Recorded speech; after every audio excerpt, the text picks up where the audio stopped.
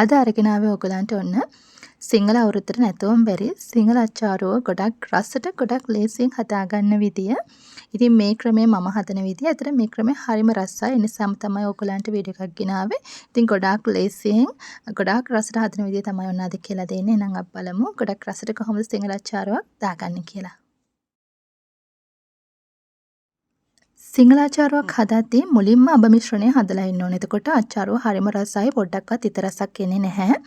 ඉතින් මම මෙතන අරගෙන තියෙනවා විනාකිරි මේ වගේ කෝප් එකේ කියන්නේ ඔය ගෙදර තියබන කෝපෙන් එකක් ගන්න. විනාකිරි ගනිද්දී හොඳ පොල් විනාකිරි එක ගන්න. අර මේ කෘතිම එක නම් ගන්න එපා.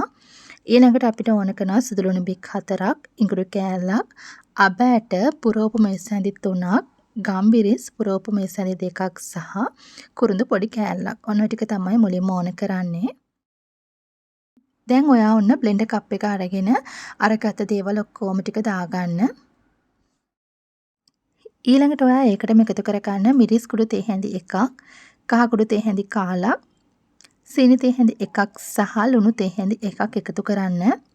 දැන් ඔයා අරගත්ත විනාකිරි කෝප්පෙන් මේ ටික බ්ලෙන්ඩ් කරගන්න අවශ්‍ය ප්‍රමාණයට විනාකිරි ටිකක් දාගන්න.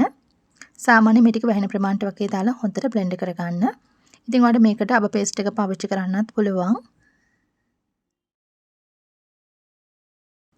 මේ තියෙන බ්ලෙන්ඩ් කරගත්ත අපේ මිශ්‍රණය දැන් ඔයා අච්චාරුව හදන ඇතිලියටම මේ ටික දාගන්න.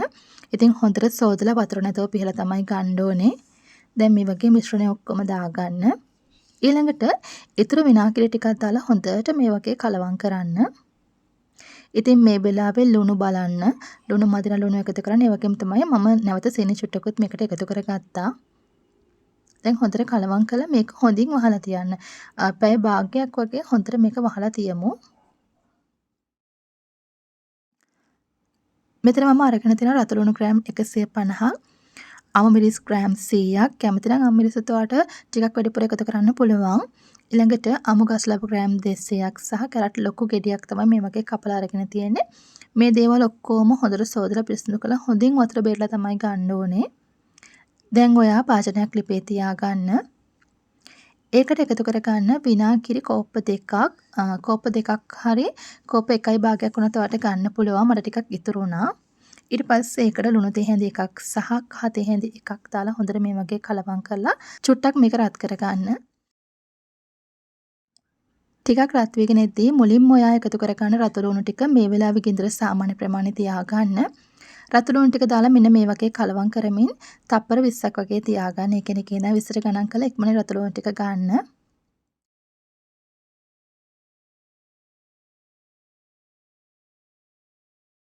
ඊළඟට එකතු කරන්න ඕනේ අමු මිරිස් ටික. අමු මිරිස් ටික නම් තප්පර 10ක් වගේ තියාගන්න. ලොකු වෙලාවක් තියාගන්න එපා.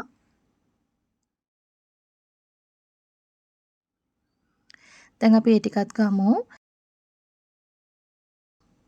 ඊළඟට කැරට් ටික. කැරට් නම් ටිකක් අර හයි එක තිය වැඩ නිසා තප්පර 20ක් 25ක් වගේ තියපට ප්‍රශ්නයක් නැහැ. ඒ ටිකත් අපි මෙන්න මේ විදිහට හොඳට විනාකිරි ටික බේරලා එළියට ගමු. ඊළඟට ඔයාලට පුළුවන් ගස් ලබු ටික දාගන්න. ගස් ලබු ටික නම් තප්පර 20ක් වගේ තියාගන්න.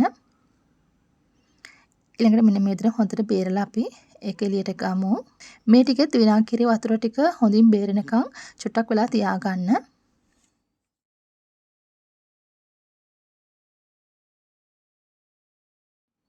මේ හරියට මොන පැය භාගයකට විතර පස්සේ ඉතින් පැය භාගයක් පැයක් උනත් තියාගන්න පුළුවන් නම් හොඳයි. ඊළඟට මම මේකට එකතු කරගන්නවා මුරුංගා පොත්තක් මේ වගේ හොඳට කොටලා ඒකත් දාලා කලවම් කරන්න. ඔයා මේ වෙලාවේ බලන ලුණු ඒ වගේම සීනි මදිද කියලා මදිනම් නැවත එකතු කරගන්න.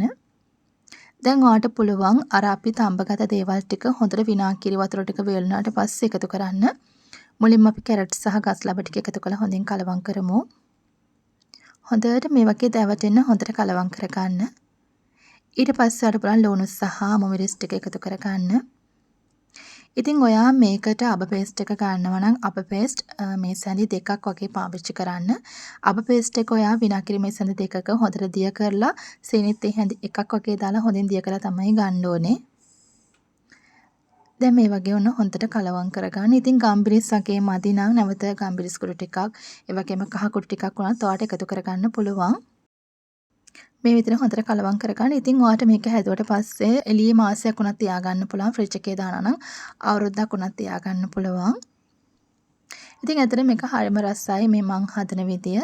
ඉතින් ගොඩක් රසවත් හරිම ලේසියෙන් ඔයාට හදාගන්න පුළුවන්. ඉතින් සිංහල අවුරුද්දට නැතුවම බැරි දෙයක් තමයි සිංහල අච්චාරුව කියන්නේ. ඉතින් ඔන්න මෙදා පාර අවුරුද්දට ඔයාට පුළුවන් හදාගන්න. මං හරිම ලේසියෙන් හදන විදිය සහ රසට හදන විදිය ඔයාට කියලා දුන්නා.